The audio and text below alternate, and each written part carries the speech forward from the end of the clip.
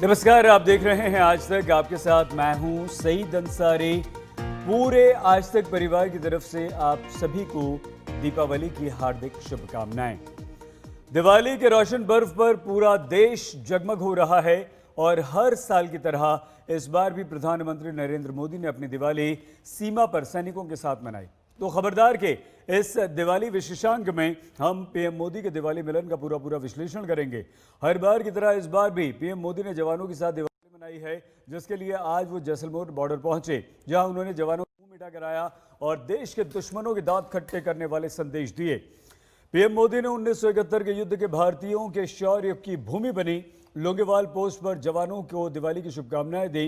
Tank पर सवार होकर देश के दुश्मनों को जता दिया कि जब देश का प्रधानमंत्री अपनी सेना के साथ दिवाली मनाता है तो देश की सेना का मनोबल आसमान छूने लगता है। अपनी बातों इरादों से ही नहीं बल्कि अपने अंदाज और लिबास से भी मोदी एक प्रधानमंत्री नहीं बल्कि एक जाबाज सैनिक का एहसास दे रहे थे और लग रहे थे।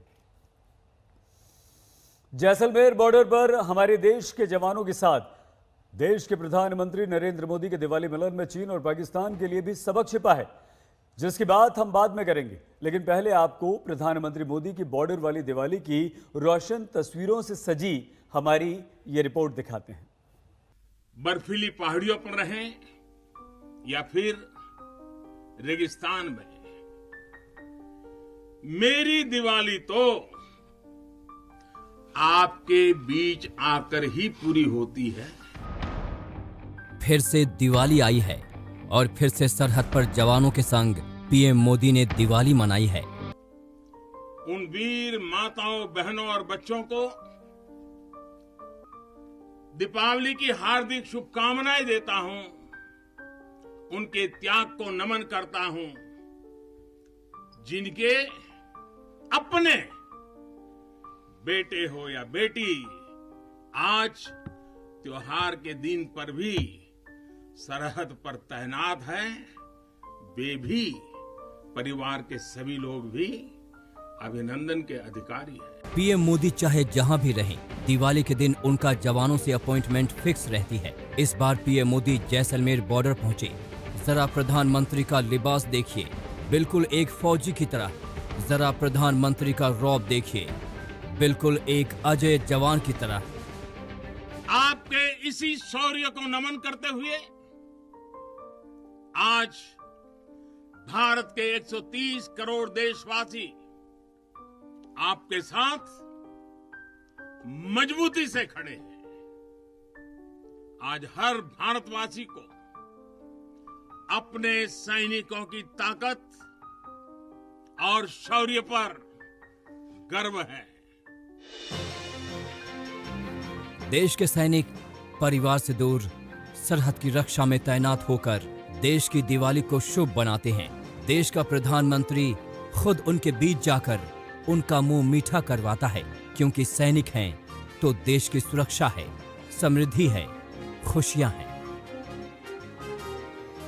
जब तक आप हैं तब तक देश की दिवाली इसी तरह रोशन होती रहेगी। लोंगेवाला की इस पराक्रमी भूमि से,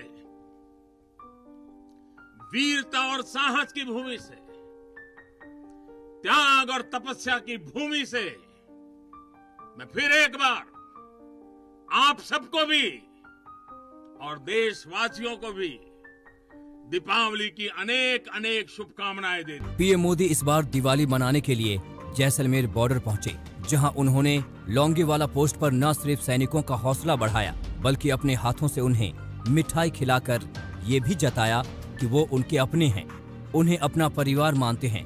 उनके बीच आकर दिवाली मनाना उन्हें अच्छा लगता है।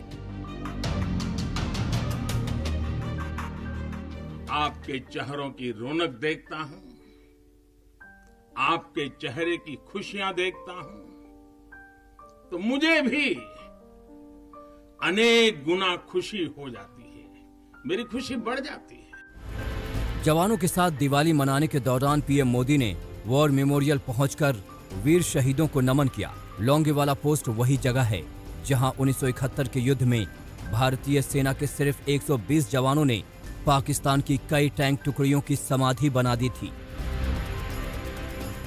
जो लड़ाई दुनिया के सबसे खतरनाक टैंक युद्धों में गिनी जाती है, उस युद्ध की भूमि पर पीएम मोदी जब टैंक पर सवार हुए तो उनके चेहरे पर बिल्कुल एक सैनिक वाला तेज था और दुश्मन को मुंहतोड़ जवाब देने का अटल इरादा दिख रहा था। जब भी सैन्य कुशलता के इतिहास के बारे में लिखा पढ़ा जाएगा, जब सैन्य पराक्रम की चर्चा होगी, तो बैटल ऑफ लोंगेवाला को जरूर याद किया जाएगा। दिवाली के मौके पर अपने पीएम को अपने बीच पाकर जवानों का जोश हाई था। लोंगेवाला चौकी से लेकर जैसलमेर एयरबेस तक जितने वक्त पीएम मोदी वहां पर जवानों के बीच रहे, भारत माता की जय के नारे गूंजते रहे। भारत माता की, भारत माता की, भारत माता की, भारत माता की, भारत माता की, भारत माता की। सत्ता ग्रहण के बाद से हर साल प्रधानमंत्री मोदी ने अपनी दीपावली देश के जवानों के साथ मनाई है। पिछले साल पीएम मोदी दिवाली मनाने एलओसी पर राजौरी सेक्टर पहुंचे थे। 2018 में उन्होंने उत्तराखंड के हर्षिल बॉर्डर पर जवानों से मुलाकात की थी। 2017 में जम्मू कश्मीर के गुरेज सेक्टर में और 2016 में हिमाचल प्रदेश में चीन बॉर्डर पर पहुंचकर जवानों से मुलाकात की थी। 2015 में पीएम मोदी ने अमृतसर बॉर्डर पर जवानों के साथ दिवाली मनाई थी और प्रधानमंत्री बनने के बाद पहली बार 2014 में सियाचिन पहुंचे थे। 2014 में दीपावली के पर्व पर मैं सियाचिन चला गया था जवानों के साथ दिवाली मनाने के लिए। तो बहुत लोगों को थोड़ा आश्चर्य हुआ, त्योहार के दिन ये क्या प्रधानमंत्री कर रहा है। लेकिन अब तो आप भी मेरे भाव जानते हैं। अगर दिवाली के पर्व पर अपनों के बीच ही तो जाऊंगा, अपनों से दूर कहां रहूंगा। और इसलिए आज भी दीपावली के पर्व आपके बीच में आया हूं, अपनों के बीच में। कभी एलओसी पर जहां हमेशा पाकिस्तान की तरफ से फायरिंग का खतरा रहता है, कभी बर्फ से ढके भारत चीन बॉर्डर पर, तो कभी सबसे ऊंचे युद्ध क्षेत्र पहुंचकर दिवाली के दिन देश के प्रधानमंत्री का सैनिकों के साथ मौजूद होना, ये सिर्फ दिवाली मनाने की बात नहीं है, ये बात है सैनिकों का मनोबल बढ़ाने की, जिनके लिए देश की सुरक्षा ही सर्वोपरि है। आज तक ब्यूरो। भारत माता की। जैसलमेर में जिस लोंगेवाला पोस्ट पर प्रधानमंत्री मोदी इस बार दिवाली मनाने पहुंचे थे, वहां जाने का एक बहुत बड़ा कारण है। 1971 के भारत पाकिस्तान के युद्ध में लोंगेवाला की लड़ाई में भारतीय सेना को शौर्य के प्रदर्शन करने का एक ऐसा अवसर दिया कि दुनिया भर में भारतीय सेना के चर्चे होने शुरू हुए। लोंगेवाला की लड़ाई दुनिया के सबसे खतरनाक टैंक युद्धों में गिनी जाती है। इस लड़ाई में भारत के 120 सैनिकों ने सिर्फ एक टैंक के साथ लड़ते हुए पाकिस्तान के 40 से ज्यादा टैंक से टक्कर ली और पाकिस्तान के 2000 सैनिकों को मार गिराया। आज प्रधानमंत्री नरेंद्र मोदी इसी लोंगेवाला पोस्ट से पाकिस्तान और चीन को बिना नाम लिए चेतावनी दे रहे थे और उन्हें समझा उन्होंने दिया है कि अगर भारतीय सेना को आजमाओगे तो मिट जाओगे। दिवाली के अवसर पर चीन और पाकिस्तान को प्रधानमंत्री नरेंद्र मोदी का ये चेतावनी भरा संदेश जरूर याद रखना चाहिए, सबक सीखना चाहिए, इसे ग्रहण करना चाहिए। हमारे सैनिकों ने जो मुंह तोड़ जवाब दिया, पाकिस्तान को लेने के देने, इस लड़ाई ने दिखाया है कि भारत की संगठित सैन्य शक्ति के सामने चाहे कोई भी आ जाए, वो किसी भी सूरत में टिक नहीं पाएगा। कल छोटी दिवाली थी तो बॉर्डर पर पाकिस्तान के बंकर और पोस्ट सुलगा दिए गए। सेना ने खूब धमाका किया, मानो दिवाली मना रहे हो। आतंकियों के लॉन्च पैड तबाह कर दिए गए। पाकिस्तानी सेना के हथियार डिपो को धमाके में उड़ा दिया गया। ऐसी जोरदार आतिशबाजी हुई कि इसकी गूंज आतंक के आकाओं को इस्लामाबाद तक जरूर। आज दिवाली है। पीएम ने आतंक की नर्सरी चलाने वाले पाकिस्तान को फिर से चेतावनी दी है, सुधर जाओ नहीं तो इस बार घर में घुस। जब भी जरूरत पड़ी है, भारत ने दुनिया को दिखाया है कि उसके पास ताकत भी है और सही जवाब देने की राजनीतिक इच्छा शक्ति भी। ये देश अपने हितों से किसी भी कीमत पर रत्ती भर भी समझौता करने वाला नहीं है। भारतीय सेना अब सिर्फ हमले का मुंहतोड़ जवाब ही नहीं देती, बल्कि अब आतंकियों का मौत तक पीछा करती है। आतंकी धोखे से नुकसान पहुंचाकर बच नहीं सकते। पाकिस्तान के कब्जे वाला कोई इलाका अब उनके लिए सेफ जोन नहीं रहा। पाकिस्तान बॉर्डर से सटे जैसलमेर के पास लोंगेवाला पोस्ट पर प्रधानमंत्री नरेंद्र मोदी ने एक तीर से दो निशाने साधे। चेतावनी पाकिस्तान और उसके बॉस चीन दोनों के लिए थी। पीएम ने बिना नाम लिए दोनों को बता दिया, अब भारत को आजमाने की कोशिश भारी पड़ेगी। भारत माता की भारत की सेनाओं ने दिखाया है कि वो आतंक के ठिकानों पर कभी भी कहीं भी स्ट्राइक कर सकते हैं। पाकिस्तान इस साल अब तक 4000 से ज्यादा बार सीज फायर का उल्लंघन कर चुका है। हर बार उसे सेना के हाथों मुंह की खानी पड़ती है। वहीं चीन मई के महीने से ही एलएसी पर हमारी जमीन हड़पने की नीयत के साथ जमा हुआ है। उत्तरी लद्दाख के देपसंग से पैंगोंग सो झील तक चीन की बदनीयती साफ देखी गई, लेकिन सेना सतर्क है। सरकार ने मन बना लिया है, चीन की कोई चाल कामयाब नहीं होने दी जाएगी। पीएम ने आज फिर चीन के विस्तारवादी नीति पर कठोर प्रहार किया। विस्तारवाद को एक मानसिक परेशानी और 18वीं सदी की सोच बताकर आईना दिखाया। आज पूरा विश्व विस्तारवादी ताकतों से परेशान है। विस्तारवाद एक तरह से मानसिक विकृति है और 18वीं शताब्दी की सोच को दर्शाता है। इस सोच के खिलाफ भी भारत प्रखर आवाज बढ़ रहा है। इस्लामाबाद और बीजिंग दोनों को संदेश साफ है, भारत को चुनौती देने की कोशिश भारी पड़ेगी, क्योंकि शांति का पैरोकार हिंदुस्तान जरूरत पड़ने पर घर में घुसकर मार भी सकता है। दूसरे की जमीन हड़पने वाले के राजनीतिक नक्शे को बदल भी सकता है। भारत माता की। प्रधानमंत्री ने सबल, समर्थ, स्वावलंबी और आत्मनिर्भर भारत का संकल्प दोहराया। जवानों के बीच पीएम का संदेश साफ था, जिस राष्ट्र के पास ताकत है वहां शांति और समृद्धि की गारंटी है। सीमा की सुरक्षा सुरक्षा बलों की शक्ति के साथ जुड़ी हुई है। दुनिया का इतिहास हमें ये बताता है कि केवल वही राष्ट्र सुरक्षित रहे हैं,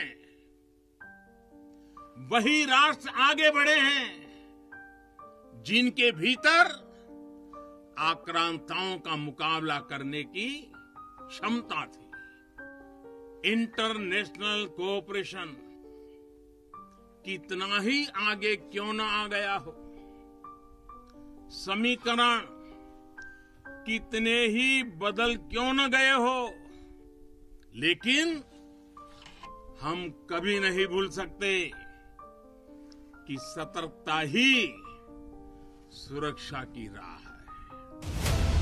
कश्मीर में आतंक कमजोर पड़ रहा है। पाकिस्तान के हाथ से आतंक की डोर छूटने वाली है। कश्मीर में आम लोग मुख्य धारा से जुड़ रहे हैं। जाहिर है पाकिस्तान की बौखलाहट तो बढ़नी ही थी।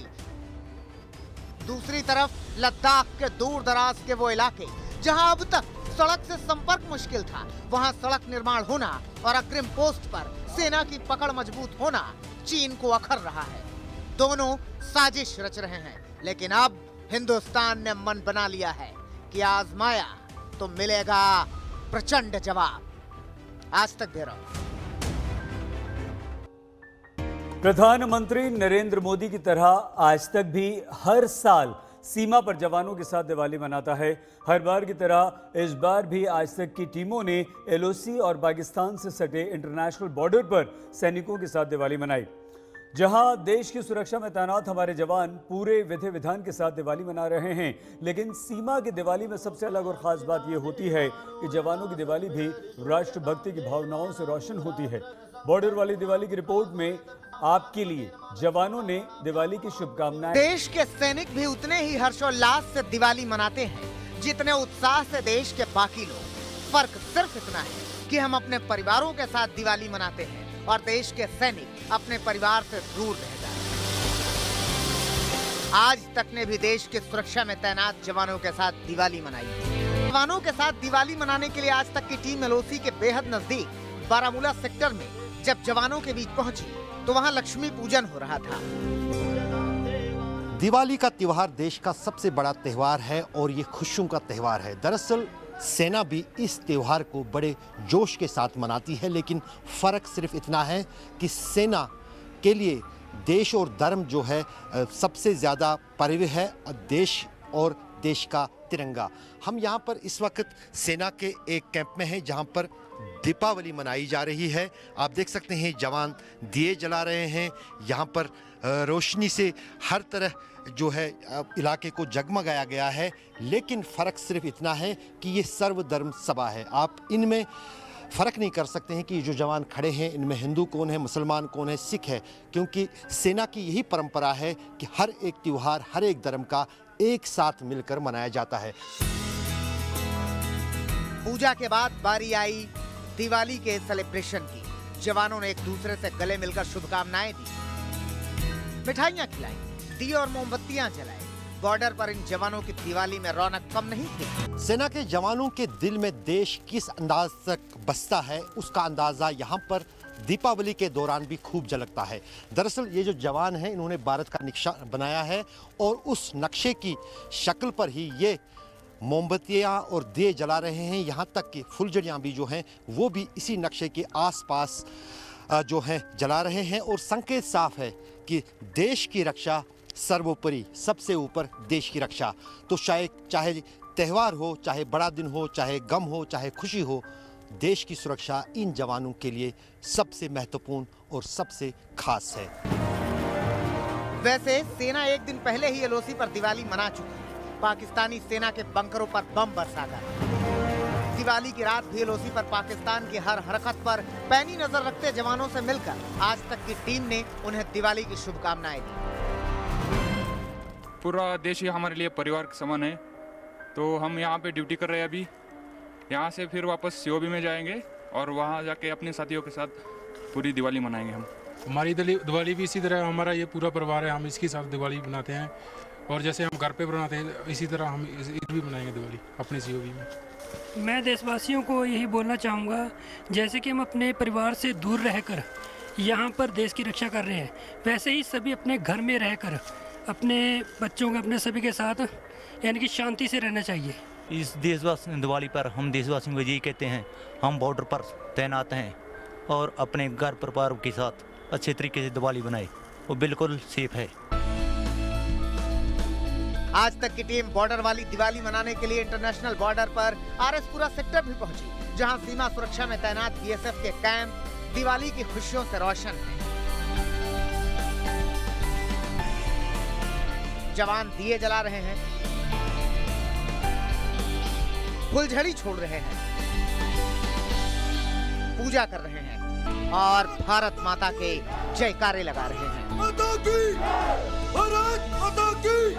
और आप देख सकते हैं कि यहाँ पर कड़ी निगरानी की जा रही है अंतर्राष्ट्रीय सीमा पर। अभी हमने देखा है कि किस प्रकार पाकिस्तान ने एक बार फिर नियंत्रण रेखा पर जो है दुस्साहस किया है। पाकिस्तान ने जो है वहां पर सीज फायर का उल्लंघन किया है और साथ ही में पाकिस्तान के आतंकवादियों ने घुसपैठ की कोशिश भी की है, जिसको हमारे बहादुर सैनिकों ने जो है नाकाम कर दिया। लेकिन पाकिस्तान की गोलाबारी, पाकिस्तान की शेलिंग में हमारे सैनिक शहीद हुए हैं, कई नागरिक भी जो हैं शहीद हुए हैं और कई नागरिक जो हैं जख्मी हुए हैं। तो पाकिस्तान के दुस्साहस का जो है मुंह तोड़ जवाब दिया जा रहा है। सीमा यही एक सैनिक का जज्बा होता है। वो भारत माता की सुरक्षा के लिए अपना सुख चैन सब त्याग कर भी खुश रहता है। उसकी होली, उसकी दिवाली सब अपनी ड्यूटी को समर्पित होते हैं, क्योंकि वो जानते हैं कि वो हैं तो हम हैं। ये देश है, ये त्योहार है, ये खुशियां हैं, ये रोशनी है, ये रौनक है। इसीलिए जब देश का सैनिक खुशियां भी मना रहा होता है तो उसमें भी देशभक्ति की भावनाएं हिलोरे ले रही होती हैं। अगर आप और मैं अपने घरों में दीपावली मना पा रहे हैं तो उसका कारण है कि इनका बलिदान, इनके बलिदान के कारण हम शांतिपूर्ण तरीके से अपने घरों में बड़ी ही खुशी और हर्षोल्लास के साथ जो है दीपावली का पर्व मना रहे हैं। समूचे राष्ट्र जो है इनको नमन करता है। हम आज तक की तरफ से भी अपने बहादुर सिपाहियों को जो है यहाँ पर सीमा पर जो है दीपावली की हार्दिक शुभकामनाएं देते हैं, इनके जज्बे को सलाम करते हैं और समूचा राष्ट्र भी इनके बलिदान और इनके जज्बे और इनकी बहादुरी को भी नमन करता है। सुनील भट्ट, अंतर्राष्ट्रीय सीमा, आरएसपुरा सेक्टर, जम्मू, आज तक। महाराष्ट्र सरकार ने महाराष्ट्र में सभी धार्मिक स्थलों को खोले जाने की इजाजत दे दी है। महाराष्ट्र में 16 नवंबर से शर्तों के साथ सभी धार्मिक स्थल अब खुल जाएंगे। हालांकि सभी दर्शनार्थियों को कड़ी गाइडलाइंस का पालन करना होगा। मंदिरों में मास्क पहनकर आपको जाना होगा। पिछले महीने मंदिरों को खोलने को लेकर बीजेपी और शिवसेना के बीच जमकर बयानबाजी हुई थी और इस राजनीतिक वार पलटवार में राज्यपाल तक कूद पड़े थे। लिए भी अहम है कि आज महालक्ष्मी की महापूजा का दिन है और इसी शुभ दिन महाराष्ट्र में मंदिरों के पट खोलने का फैसला ले लिया गया। मुख्यमंत्री उद्धव ठाकरे ने महाराष्ट्र में सभी धार्मिक स्थल खोलने की इजाजत दे दी है। ये एक अच्छा निर्णय महाराष्ट्र सरकार ने लिया है और ख़ास तौर पे जब कोरोना के मरीजों की संख्या बहुत कम हो रही है तो मुझे लगता है कि सरकार ने भी सोच समझ के मंदिर खोलने का निर्णय किया है या हर प्रार्थना स्थल खोलने का निर्णय किया है। महाराष्ट्र में शर्तों के साथ 16 नवंबर से मंदिर और दूसरे धार्मिक संस्थान खोले जाएंगे, लेकिन कोरोना को देखते हुए धार्मिक संस्थानों को सख्त गाइडलाइंस का पालन करना होगा। इसमें सोशल डिस्टेंसिंग के नियम का पालन सुनिश्चित करना होगा। धार्मिक संस्थानों में ज्यादा भीड़ लगाने की इजाजत नहीं होगी। मास्क पहनकर ही धार्मिक संस्थानों में जाने की इजाजत दी जाएगी। इसके अलावा सुरक्षा के लिए धार्मिक संस्थानों के प्रशासन फैसला ले सकते हैं। इस वक्त मैं हूँ सिद्धिविनायक मंदिर पर और यहाँ पर भी जल्द ही महीनों बंद रहने के बाद ये मंदिर अब जल्द ही खुलने वाला है। महाराष्ट्र सरकार का आग्रह यही है श्रद्धालुओं से कि वो मंदिर आए, ज़रूर आए, लेकिन सोशल डिस्टेंसिंग मेंटेन करें और मास्क पहनें। जब हमने सिद्धिविनायक के ट्रस्टी से बात की तो उनका भी यही कहना है कि किस तरह से मॉडलिटीज़ होंगी, कैसे आएंगे श्रद्धालु, क्या क्या होगा, कहाँ सैनिटाइजर्स रखे। पूरा देश अब लगभग अनलॉक हो चुका है। छोटे बड़े मंदिर कब के खुल चुके हैं, लेकिन महाराष्ट्र में ऐसा नहीं हुआ था और इसी बात पर बीजेपी भड़क गई और 13 अक्टूबर को बीजेपी ने उद्धव सरकार के खिलाफ मंदिर आंदोलन भी चला दिया। बीजेपी का ये आंदोलन शिवसेना को बहुत चुभा, क्योंकि ये सिर्फ मंदिर खोलने की बात नहीं थी, बल्कि शिवसेना के हिंदुत्ववादी पार्टी होने के अस्तित्व पर राजनीतिक चोट भी थी। बीजेपी तो बीजेपी, राज्यपाल भगत सिंह कोश्यारी ने भी मुख्यमंत्री उद्धव ठाकरे पर सेकुलर होने का कटाक्ष कर दिया। नतीजा, शिवसेना गुस्से से लाल हो गई और कह दिया कि राज्यपाल से हिंदुत्ववादी होने का सर्टिफिकेट लेने की जरूरत नहीं है। इस विवाद के पूरे 30 दिन बाद अब उद्धव सरकार ने मंदिर खोलने का फैसला ले लिया है, तो फसल की राजनीतिक कटाई फिर शुरू हो गई। सरकार से गुहार लगा रहे थे, हाथ में घंटा बजा बजा करके सरकार को कह रहे थे कि लोगों की श्रद्धा को, आस्था को, भाव को समझो, नियमों के तहत मंदिर खोलो। पर ये अहंकारी, अंधी और बहरी सरकार उसे सुन नहीं पाई। जब पूरे देश भर में इस महाराष्ट्र की सरकार की छीतू होने लग गई, महाराष्ट्र में लोगों का जनाक्रोश बढ़ गया, तो उस दबाव के कारण यह सरकार डर गई। सरकार को अंतिमतः मंदिर खोलने का फैसला करना पड़ा। बीजेपी ने सवाल उठाया था कि जब बार, होटल, रेस्टोरेंट खुल सकते हैं तो मंदिर क्यों नहीं? जब दूसरे राज्यों में सावधानी बरतकर मंदिर खोले जा चुके हैं तो महाराष्ट्र में क्यों नहीं? ये सवाल अपनी जगह, लेकिन ये फैक्ट भी अपनी जगह है कि दूसरे राज्यों और महाराष्ट्र में एक बड़ा अंतर है। महाराष्ट्र में अब तक 17,40,461 लोग कोरोना संक्रमण की चपेट में आ चुके हैं। इनमें 84,082 मरीजों का इलाज चल रहा है, जबकि 16,09,607 लोग ठीक हो चुके हैं। राज्य में कोरोना से मरने वालों की संख्या अब 45,809 हो गई है। महाराष्ट्र में कोरोना के केस देश में सबसे ज्यादा आ रहे हैं। ज्यादा खतरा का मतलब ज्यादा सावधानी जरूरी है। ऐसे में राज्य सरकार का हर कदम फूंक फूंक कर उठाना कतई गलत नहीं।